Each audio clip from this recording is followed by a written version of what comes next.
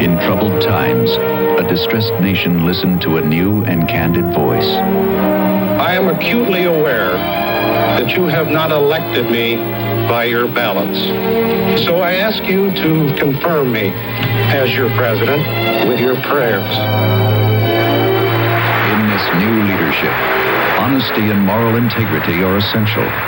As Gerald Ford becomes the 38th president, he has undergone an exhaustive investigation by committees of both houses.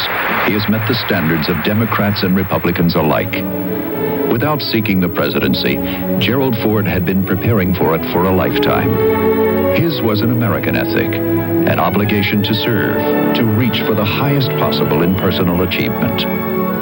It showed in the badge of Eagle Scout, in achieving the National Honor Society. It showed again as captain of the high school football team. He knew practically every position on the team.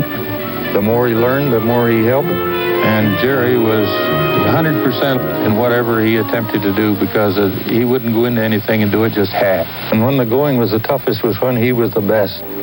It got tougher at Michigan, where he lettered 3 years and where his teammates voted him most valuable player in 1934.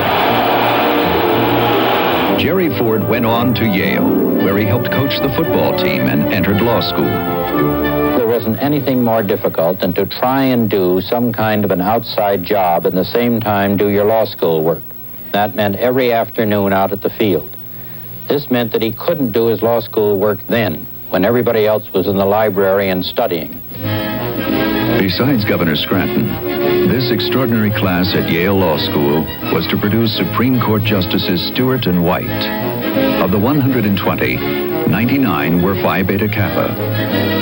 Gerald Ford graduated in the top third. Gerald Ford serves in combat through the decisive Pacific campaigns. One duty, manning the aft station guns. Lieutenant Ford had the qualities to prepare and the qualities to act, and this requires leadership of a very high order. The steady day-to-day work, the maintenance, the routine, that's what you have to have so that when the crisis comes, you can meet it. Particular occasion, we were attacked by Japanese torpedo bombers. 2 of them penetrated the destroyer screen and launched torpedoes. The torpedoes missed, but Ford didn't miss. He fired and they both went down. In 1948, Lieutenant Commander Ford becomes Congressman Ford. He is re-elected 12 times and becomes leader of his party in the House of Representatives. He was the individual that all of the rest of us selected as the person we wanted to lead us. He was a leader in the sense that he recognizes that in our society, a free system, we lead by consent, not command. That's a time-consuming process. It requires knowledge and reason. It also requires emotion and concern and caring about seeing something happen right for this country. All is not right in August 1974.